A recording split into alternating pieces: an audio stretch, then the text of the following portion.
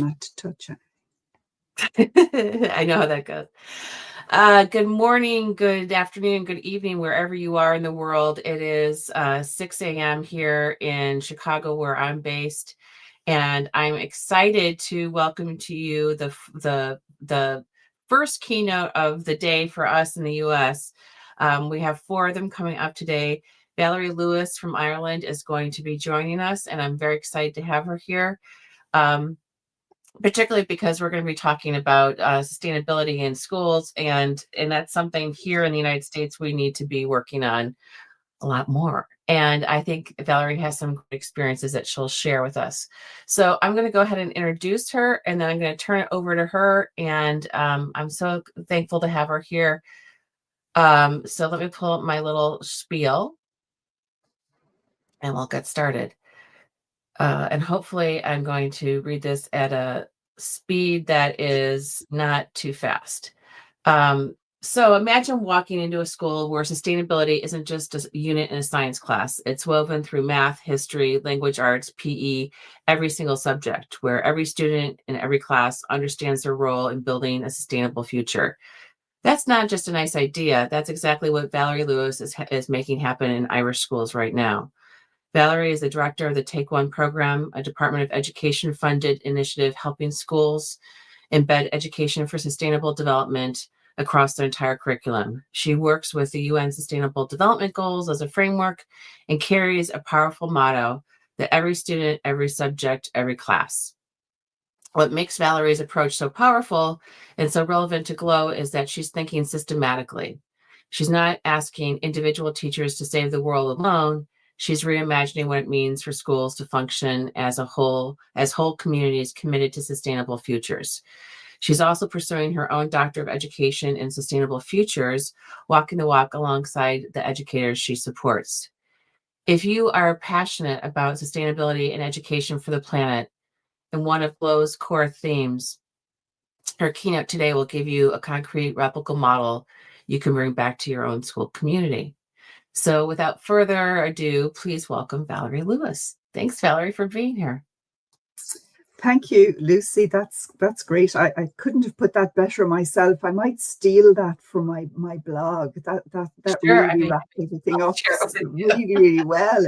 It's great and lovely to hear somebody else's perspective on the work we do from the outside in. Thank you very much. And as Lucy said, good morning, good afternoon, and good evening. I know people are joining us from various time zones. For those of you who have got up early and those of you who are watching the clock to head to your beds, thank you very much for joining me here this morning.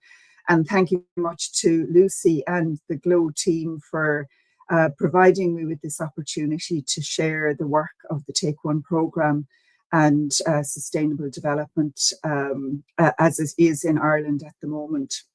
So obviously a little bit of housekeeping. The sessions are recorded, and just a little word from the sponsors there for this great GLOW event and all that happens at it. So as Lucy mentioned, I'm going to speak to you a bit about the Take One programme, how it came about, my role in it, my thinking behind it. And I'm going to, I suppose, divide the session into 2 parts, because I would like to set the scene for you in terms of Ireland and that systems piece that Lucy spoke about and what it looks like and how I came to this work. I'm a post-primary teacher by profession, but a number of years ago had an opportunity to work on secondment in our Department of Foreign Affairs. And while there, fortuitously, Ireland and Kenya were the facilitators of the negotiations for the United Nations Sustainable Development Goals. And as an educator, to see that happen at a distance, I certainly wasn't involved at the coalface, but educators don't tend to be that close to policy development. And it was quite interesting to watch it unfold. It was also quite interesting to watch the impact that a small country like Ireland and Kenya had in terms of bringing 193 nations together and what that looked like. and mapping out a plan for the next 15 years and how that would work and all that it entailed. And I meandered back into formal education in a policy role and did that thing that other teachers hate. I said to them, I think we need to be doing something about this, and it very much aligns with the aspirations of education. But I was also conscious of, as an educator and school leader, that infamous line, when society gets an itch, education must scratch it. And I certainly didn't want to be the kind of educator and facilitator and program designer who came with more work for teachers. I'm sure in countries around the world, curriculums are already fairly comprehensively packed as they are in Ireland. So I began to spend some time looking at, if I did want to present something, what would that look like for our educators? And that is how the Take One program was born. It was very much looking at that systems piece. What do we have to do? And how could sustainable development engage with what is there already? And as luck would have it, our lower second level, so the curriculum between the ages of 12 and 15 had just been repurposed. So I was able to do a lot of work mapping in relation to there. So just for as I said, the first part of the session, I'm going to talk a little bit about that system and about the landscape in Ireland, because I think it's relevant to look at what I was working with in terms of development and what informed me. I'm going to talk a little bit about what ESD is in the context of Ireland, not because anybody needs sustainability explained to them, but it is a place I start with all the educators and leaders, because in the sea of language aligned to sustainability, it can be very easy to assume we all have the same understanding. And while I'm not looking for an agreed understanding, I am presenting the lens through which our curriculum documents, our subject syllabuses, and our education and government departments look. I'm going to talk a little bit about policy alignment. And again, it's more for setting the scene rather than trying to confuse people by what happens in Ireland. And all of the documents I reference will be linked in the later slides. So if you do feel the need to have a look at how things are set up, there will be a link there. And my contact details are on one of the final slides, but they're across the bottom of all these slides as well. Then the meat, I think, on the bones would be the Take One program itself, what that looks like, what was born out of all those experiences, and a very brief example of learning in action. And I'd like to leave a little bit of time at the end for some questions if anybody has those. So in Ireland, we're quite a small country. So there are 723 second level schools in the country. Currently, the Take One program has been applied or utilised in over half of those. And we do have a national curriculum, so it's prescribed. This is useful for me because it means whatever school I speak to, whether it's a state school or a religious-run school or a private school, the curriculum is a framework for those. It's prescribed in that there are stepping stones, but there is some local autonomy in terms of the subject syllabuses that are used and what that looks like. In our national ESD strategy documents and in our education documents, the definition that we mostly align to is that comes under Target 4.7 from the Sustainable Development Goals.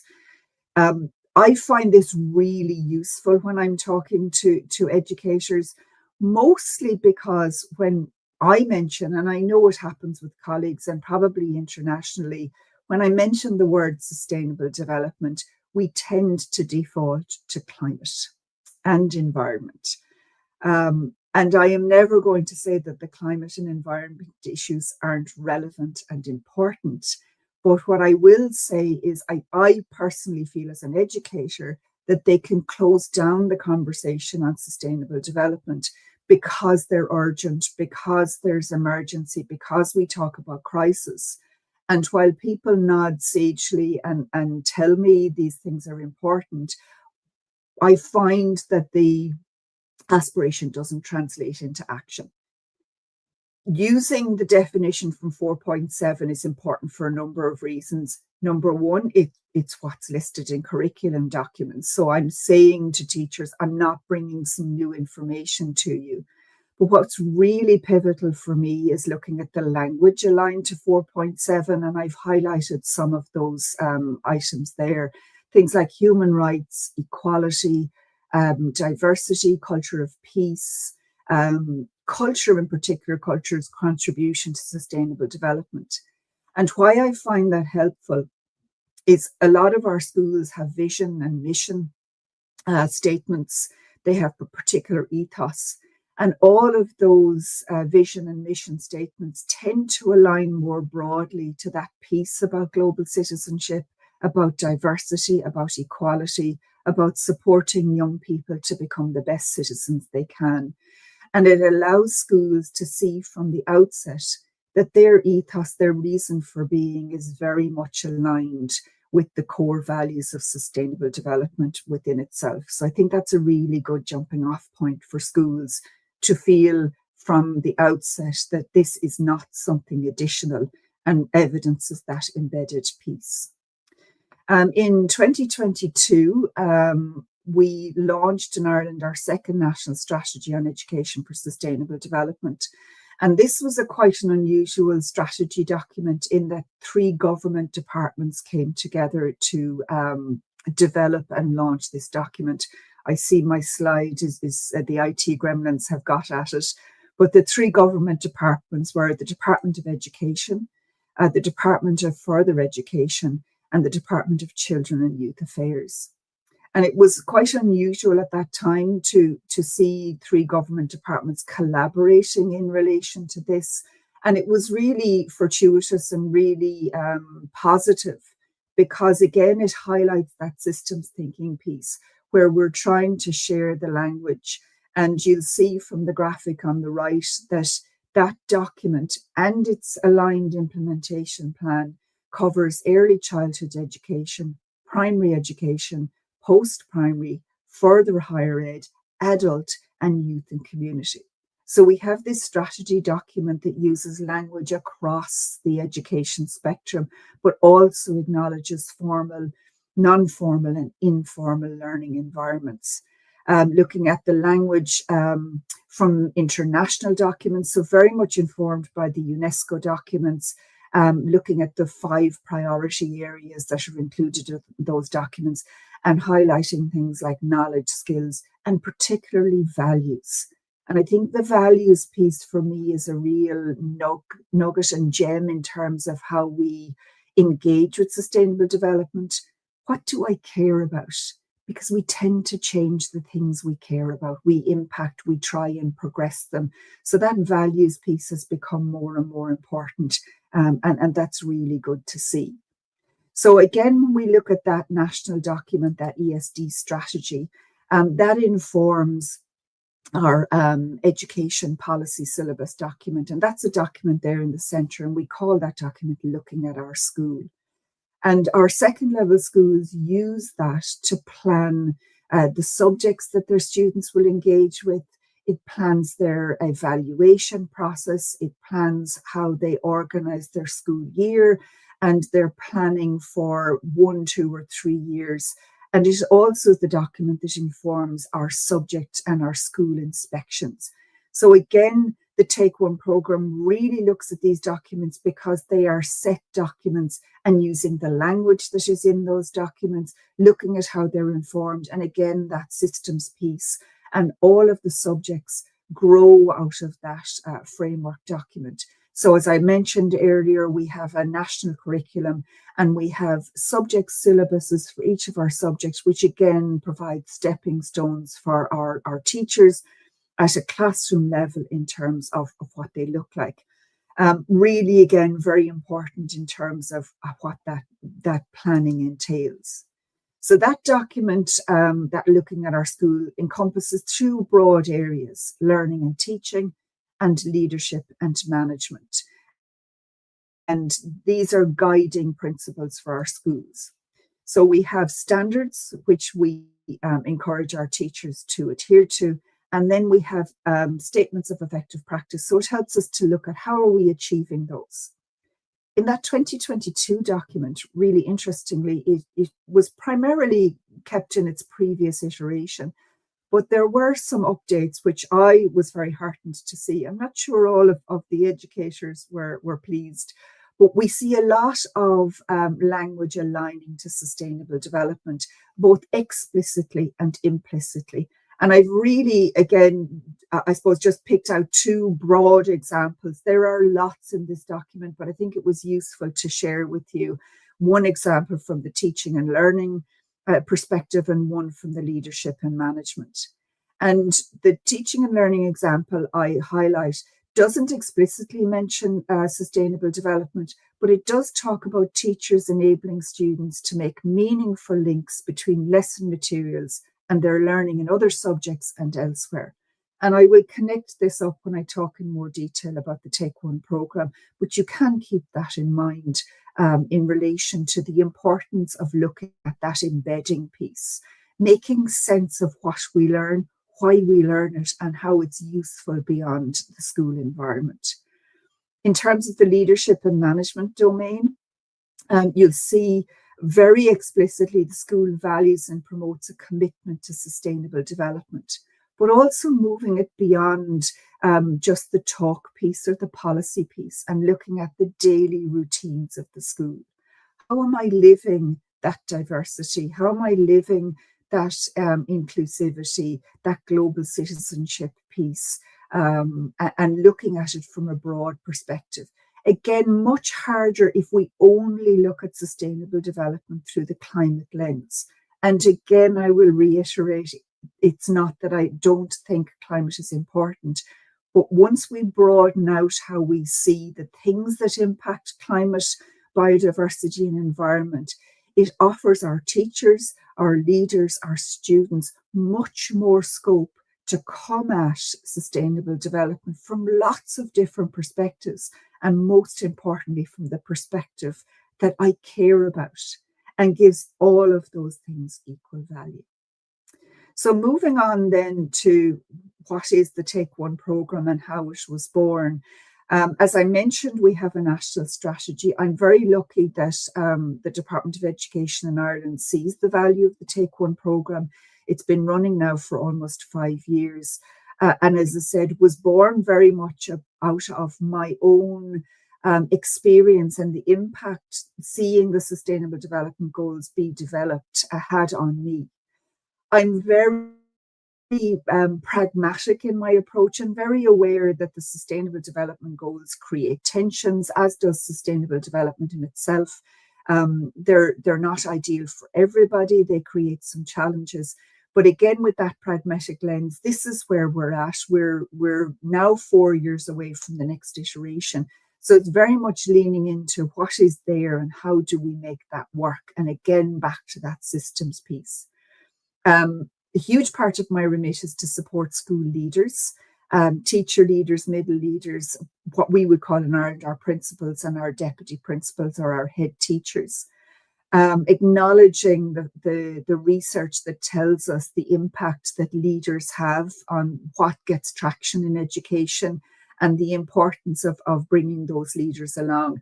Not again to present them with more work, but to highlight how what they have to do day to day within the school environment is very much aligned to the practices and principles of sustainable development. So again, transforming learning environments.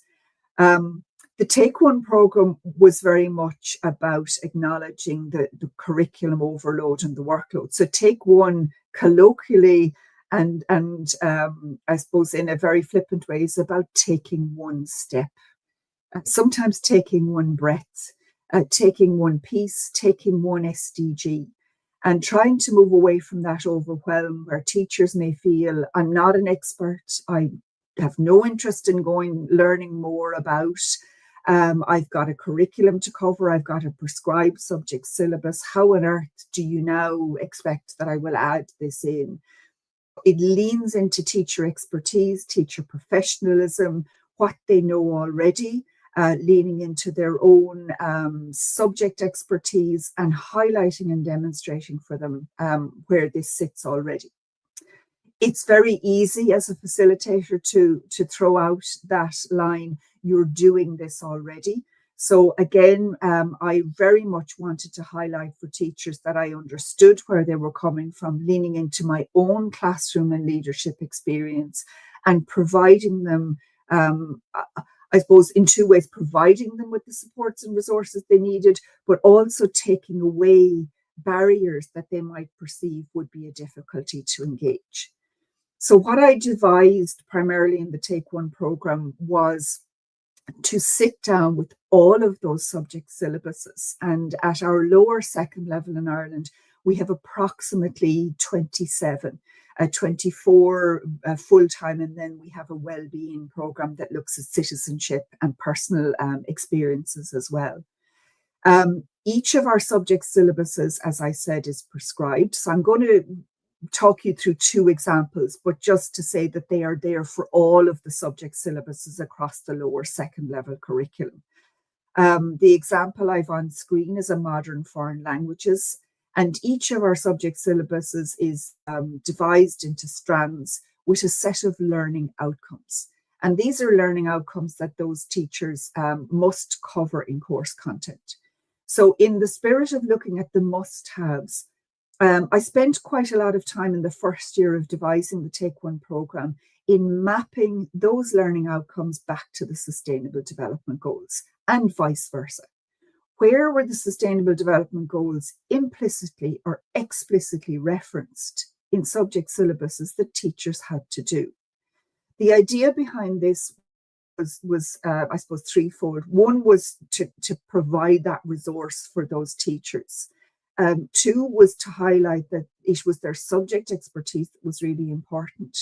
But most importantly, and Lucy mentioned it from the outset, that every student, every subject, every class mantra, it's really important to me that we bring all teachers on board.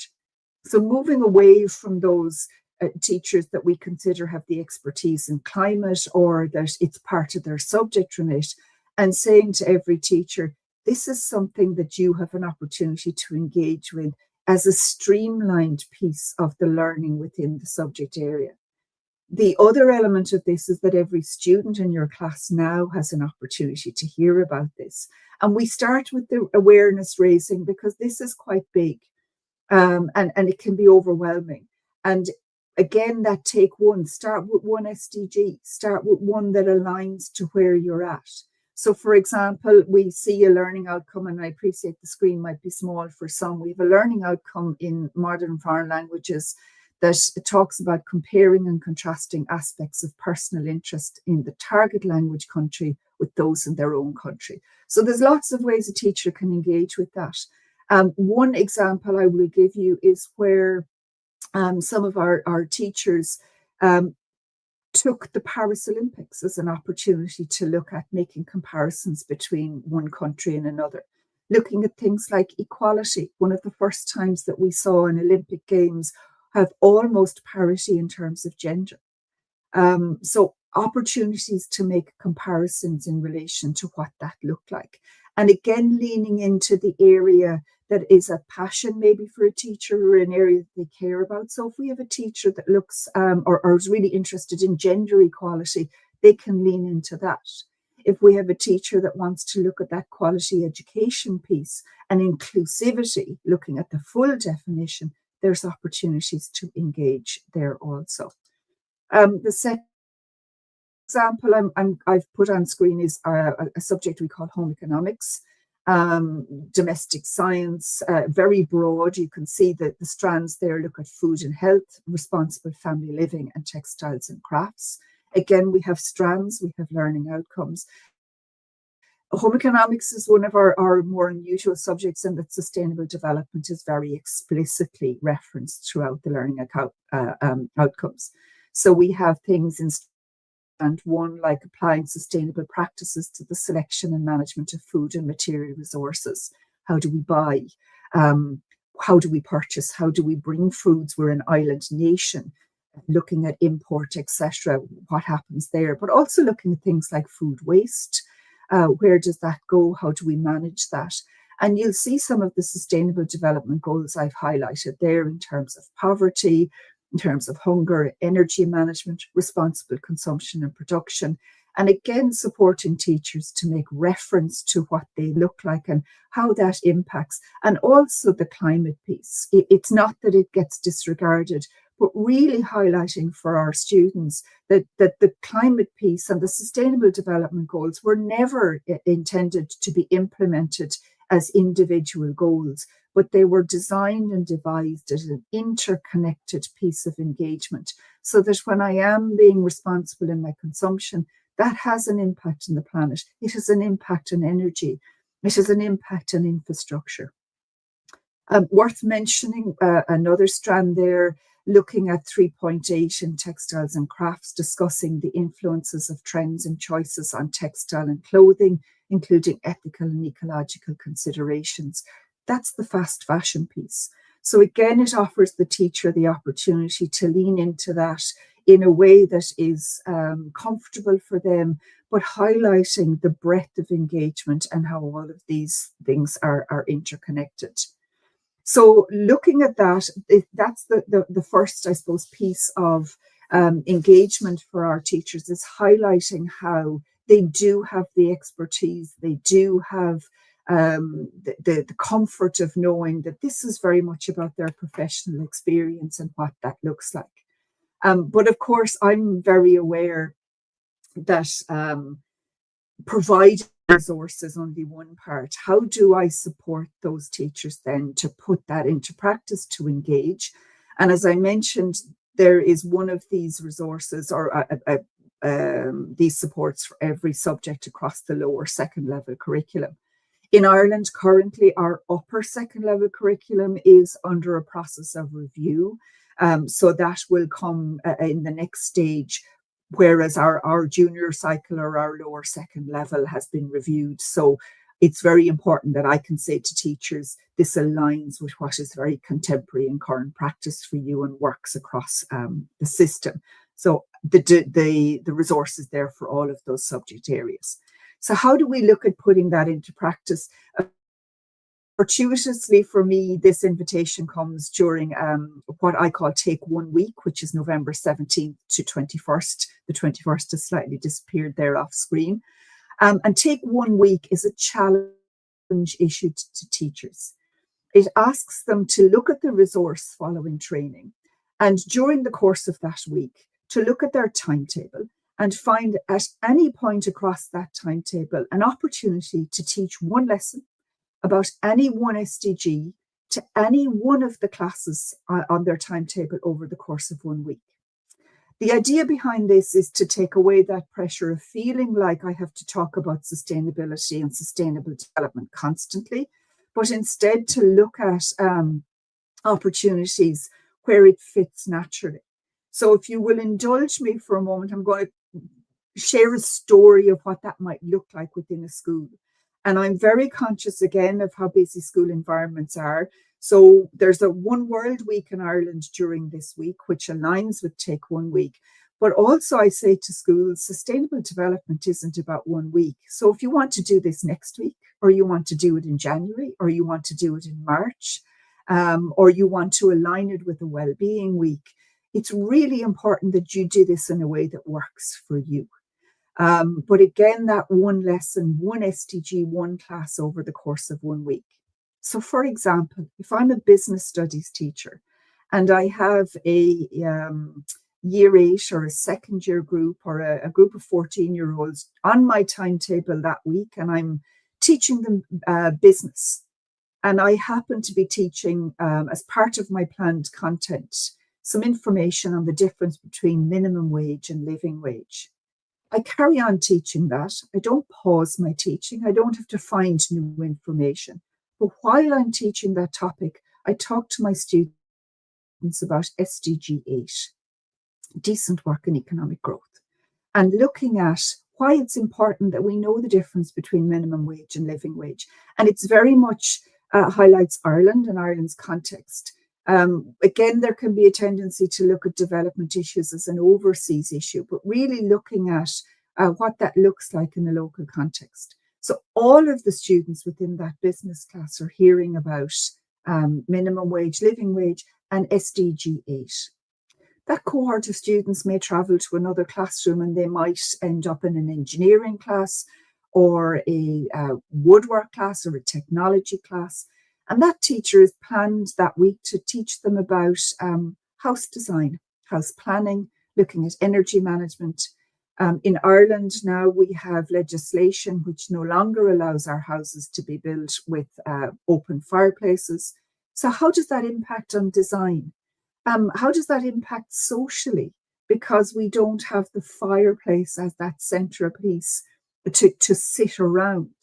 And again, that teacher can highlight things like SDG 9, industry, infrastructure, and innovation.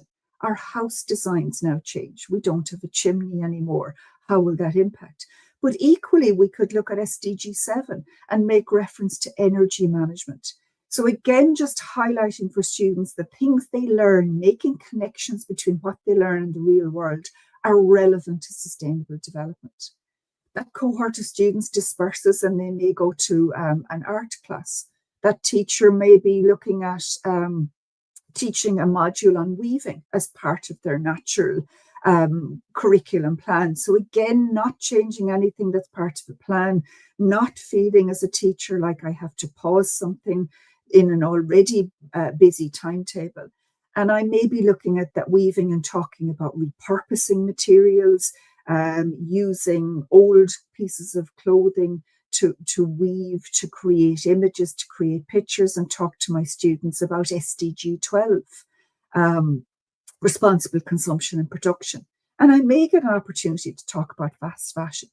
But really interestingly, I also, as a teacher, might look at those students and think, I know that the reduce, reuse, recycle may not land yet again because we're all talking about it and it's difficult.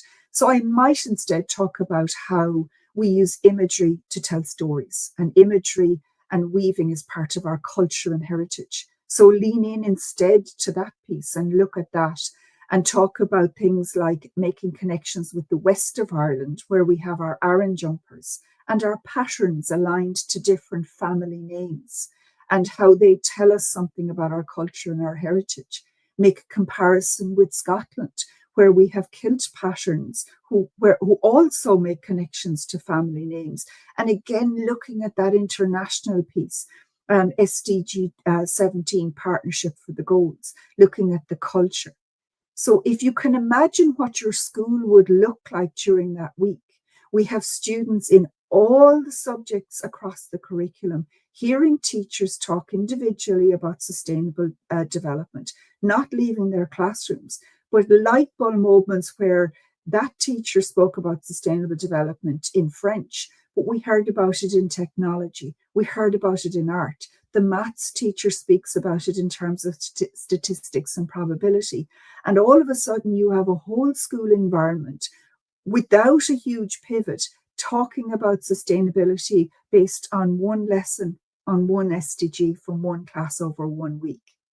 Obviously, my aspiration is that it would grow beyond that, but it's really looking at that overwhelm that we can feel in terms of trying to embed something new and starting in areas where teachers can feel like, yeah, I can actually take this on board and what that looks like. The program provides all of the resource material for schools. We promote on social media. It started on Twitter and X when Twitter and X wasn't quite such a dark place, but you can have a look on the Take One program website and there's a gallery there and you can see some of examples of what the schools have done. We have, obviously, Irish is our national language as well as English, so all of the resources and supports are presented to schools in Irish and in English. And you'll notice none of the posters or the materials has a date on it, so that if a school does wish to take 1 week in March or in September, They don't feel like all of these materials have a date on them or a year on them. And I don't panic so much if they need to print things off. It's really important that we have a visual cue for all of our learners and to look at what that looks like.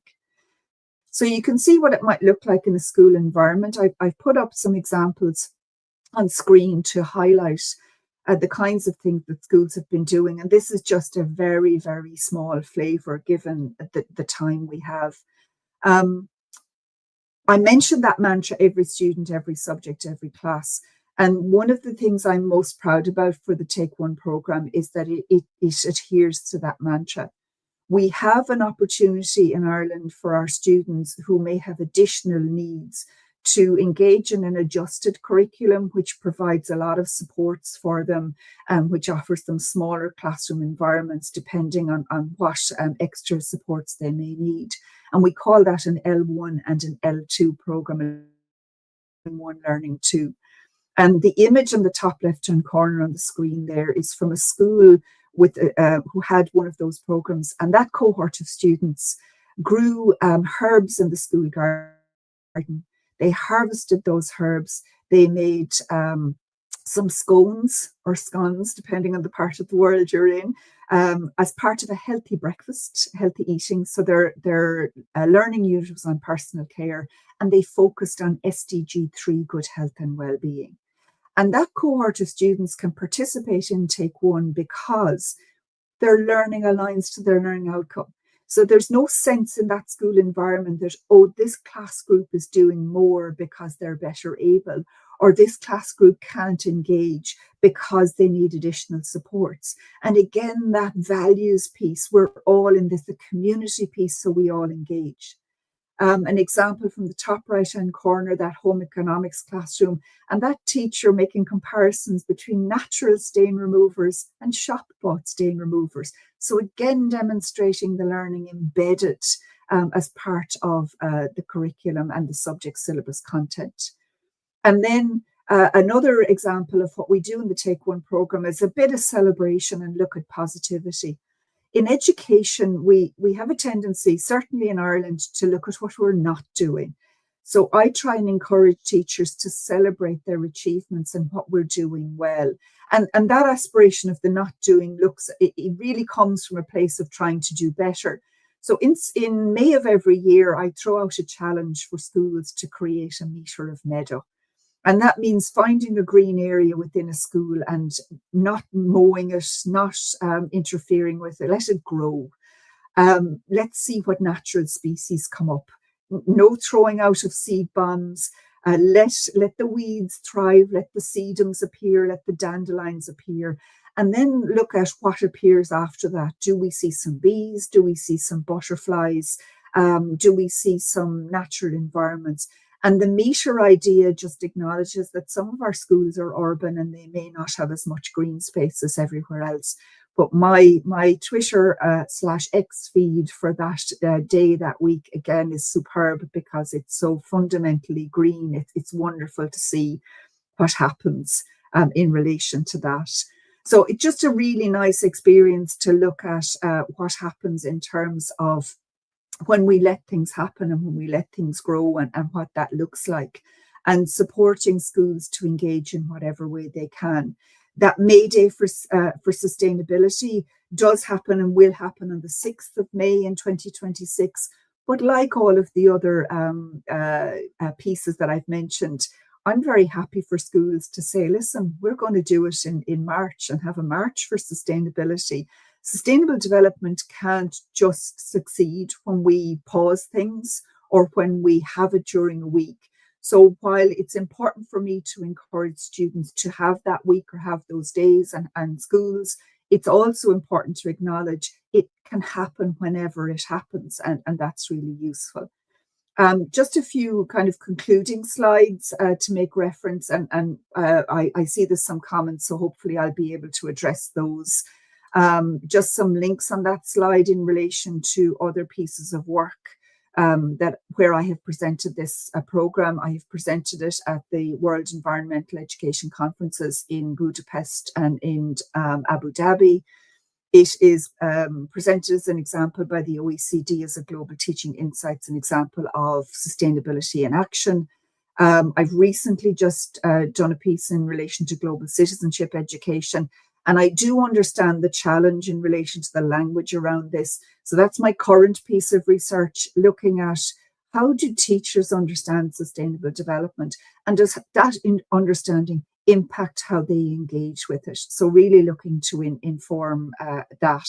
And as I mentioned to you, some links from various policy documents that I referenced, should you feel the need to have a look. But I always say I'm big on community, I'm big on conversation. Absolutely 100% reach out to me. I'm very keen to grow this program and share it outside of Ireland.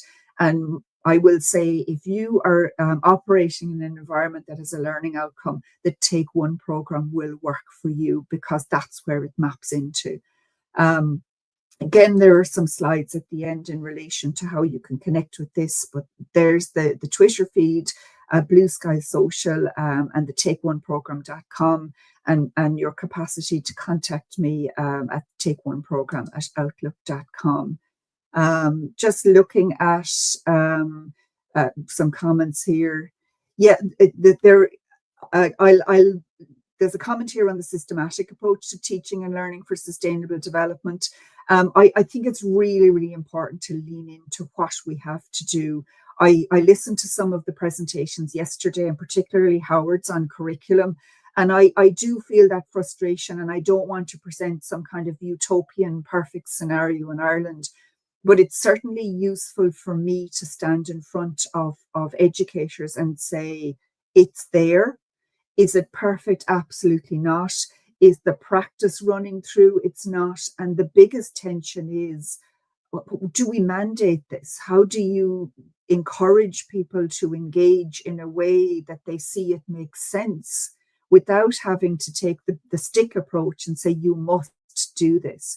So again, that's why I really lean into that broad interpretation of sustainable development.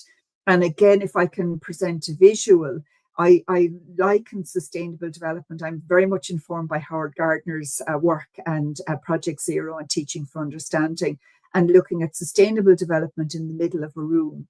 And the 17 sustainable development goals are like doors. You come in through whatever door is of value to you. Hopefully you'll look at coming through other doors. But if I feel really, really strongly about a poverty, then I can use that as my access point to sustainable development. In a country like Ireland, where we're considered a wealthy nation, we still have a lot of young people living in consistent poverty, 250,000 of them. If I'm living in consistent poverty, plastic in the ocean is not my primary concern. The climate is not my primary concern. And poverty impacts hunger, and hunger impacts my capacity to go to school. If I don't have capacity to go to school, that impacts my health and well-being, but it also impacts my journey beyond school, where I work, what further education and training I have, what kind of job I might take on board, what kind of qualification. And that informs who I am as a consumer. So SDG 8, SDG 12, and all of that impacts climate. So that's why I really look at that interconnected piece, that interdisciplinary piece. Every thread we pull impacts something else. And it's really important where somebody is overwhelmed by the climate piece. And it upsets me to think anybody has anxiety about this, that panics about it, crisis, but the language we use aligned to it is not helpful. So really looking at what can I do and what's important to me? And if my garden is important to me, then that's where we look at it. So looking at various bits and pieces. I'm just looking at some of the comments there. Yeah, the terminology is difficult. I've kind of moved a little bit away from ESD, and I just talk about the SD piece. Because again, I think there's a danger when we say ESD, that it's education for sustainable development as a subject or a thing. So I look at sustainable development, and the E is kind of like a small e. But I could write a whole thesis on how we interpret the language and how we interpret sustainability. But I just feel, oh, let's get at it, come at it from wherever you think you're comfortable to start, and look at that piece. I do hope that I will look at the senior cycle or our upper second level piece in due course. As I said, we're in the midst of lots of research conferences here in Ireland at the moment, and we have a convention in terms of what that will look like. And again, nothing that is unusual across the world. What is education for? Is it about the world of work? Is it about progress? Is it about supporting better citizenship and what that looks like? And we could debate and argue, I think ad nauseum for that in relation and to what it is. Thank you, Lucy. You've put up a link to the UN SDGs. I forget sometimes that people may or may not know what they are. Certainly in Ireland, there are times when we feel we've done that. We don't need to look at it anymore. But I think for me, the awareness raising thing will always be very, very important, and looking at that. So I think from my perspective, I hope that's given you a sense of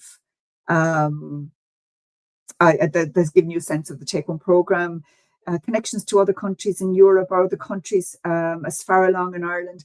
I don't think so. I think it's funny in countries, because I've traveled, I've had an opportunity to make some comparisons. I know certainly there are European countries that I've worked in that we can't mention language like democracy or human rights.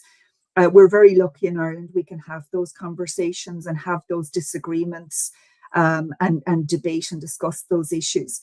And I think one of the gems about sustainable development is that critical thinking piece. We don't need to have an answer. We do not need to have an answer, but we do need to debate and talk and figure out, how do I ask you about something that's contentious? How do we discuss it and maybe agree to disagree and say, you know what, have at it with the planet. I'm not buying an electric car. It's $50,000 and I can't afford it. And I like my fire. But that we think, and that we look at that. Interestingly as well, in terms of other countries, and I think the US might be similar. I know in Germany there are federal states, and each of those have oversight of their curriculum. So it can be a little bit more difficult in terms of trying to streamline that in. And as I said, I heard Howard's piece yesterday, and if there's a positive on a national curriculum, it means that work like mine, I don't have to worry about in the north of the country or in different counties or different jurisdictions. So that's kind of useful. But listen, we all know, for everything that you say is great, somebody will have a challenge with that. And I think, for me, that's the interesting space. Let's have good, gnarly debate. And if we do that with integrity, isn't that fabulous? It's not about reaching some kind of brilliant conclusion about you're right, I'm wrong.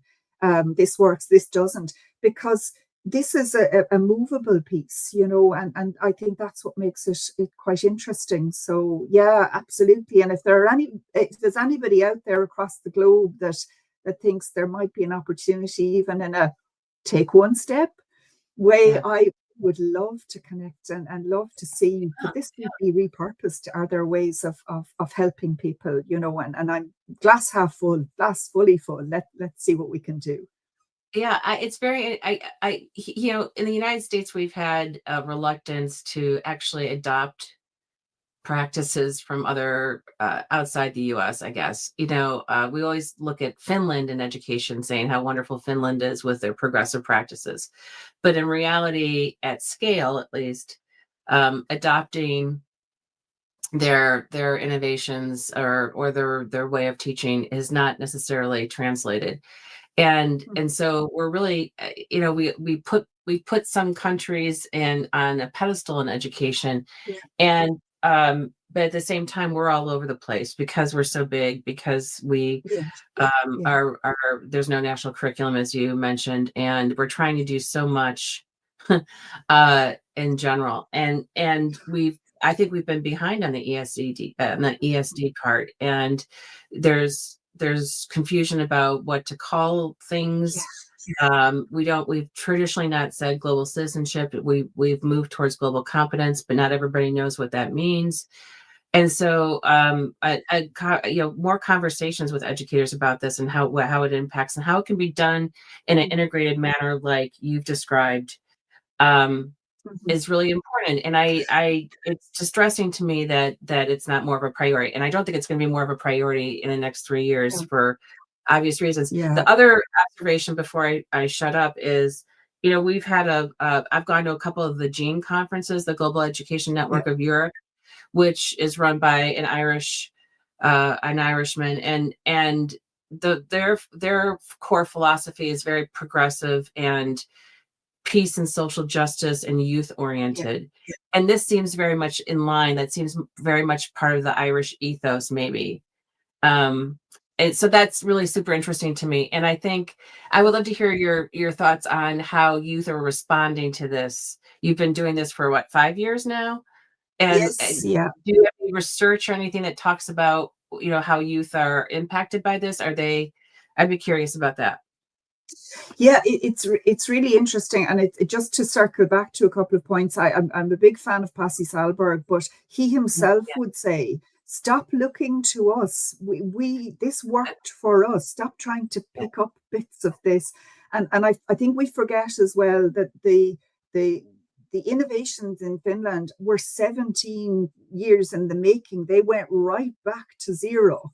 And we can look at things from the outside in and pick them up and say, oh, as you said, even in the US, how do we apply this? And sometimes the perfect can be the enemy of the good. We can spend a lot of time trying to decide, what do we call this? And then suddenly realize we've spent so much time deciding what to call it. We've done none of it, We would have a very, very strong youth piece in Ireland. I think there's a spectrum, certainly, and my concern about the youth voice piece for me, and this is very much a personal opinion, is we have some exceptionally competent and confident young people who speak about this, who represent young people, but I worry they're not representative of young people. So I think of those kids that are, from my teaching experience, really articulate when they're talking to me, but they will never be on the student council. They will never be on a soapbox. They will never go and march, but they will be really strong personally. They may be very individual in their engagement and action. And I worry about that a little bit, that and I would say it of adults as well, that the radio voice, or the person who picks up the phone to talk very strongly about things, is the voice that sometimes gets all the traction because they have the competence or the capacity to do that. And I think it's really important that we don't misinterpret silence for compliance. I know in my own work, people will nod sagely and say, oh, sustainable development is really, really important, but I won't have changed any minds. And I think it's really important to value that. That's really important to think about. How can I help people to even think, even if there isn't capacity to change? Because rather interestingly, in Ireland, the people who are living most sustainably are also the people who are living with most disadvantage. They're the people who can't afford to turn on the electricity and the heating in their houses. They're not driving cars because they can't afford to. Their diet in terms of what they can purchase. So that's interesting to me that you can have that. And I don't think that's unusual the world over, because if I'm living under straitened circumstances, I don't have the consumer choices that maybe somebody who has change in their pocket does.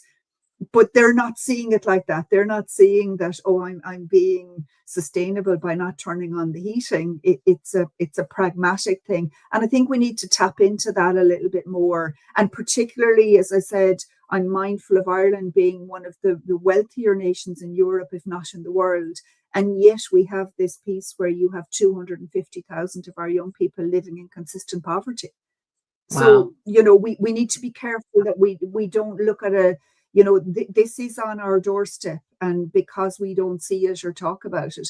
But yes, we would have a very strong, as I said, the ESD strategy acknowledges the youth piece. So we've a lot of strong youth groups, young people. But likewise, my doctoral research at the moment is also highlighting that piece of, can you stop talking about it? So again, there's a cohort that are thinking, we have spoken about this so much and haven't progressed it. Let's move on to the next thing. Yeah, and translating that into action. So it's I mean, gosh, it's complex. It can be easier to ignore because it's so hard and it's gnarly. But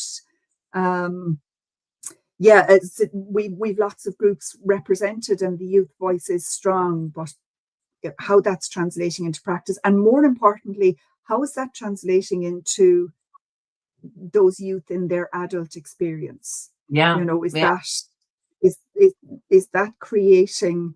And again, that's not about saying I haven't tried to kill the planet. I haven't tried to ruin it for the people coming after me. I do feel really strongly about that. But likewise, I'm not suggesting that those young people are going to fix all of this. It's daunting. It's overwhelming. But I think we need to keep talking. And I'm a big fan of try something, do something rather than and be paralyzed, So rather than do nothing. So that's interesting as well. Thank you, Valerie. This has been really insightful. And I think this is some really good guidance for what, wherever you are in the world, how curriculum can look and how initiatives can look in terms of structure. I love the idea of having an ESD week. Traditionally this is International Education Week here, at least. I don't think our government's doing very much for it this year, but I think there's a lot to take away from here, and understanding how ESD is much more than climate. That's another takeaway for me too. So we need to move on to our next set of sessions, but I want to thank you for being here and being so flexible. And at least you're not getting up at 6 a.m. in Ireland. But I hope people watch the recording because I think this is incredibly valuable. Thank you. And for those of you watching, we have another set of sessions going for the next hour. Some are starting at the top of the hour, some are starting at the halfway point. Make sure to jump in and support our speakers. And thank you for being here, and we'll see you in the next set of rooms, everyone. Thank you. Take care. Have a good day.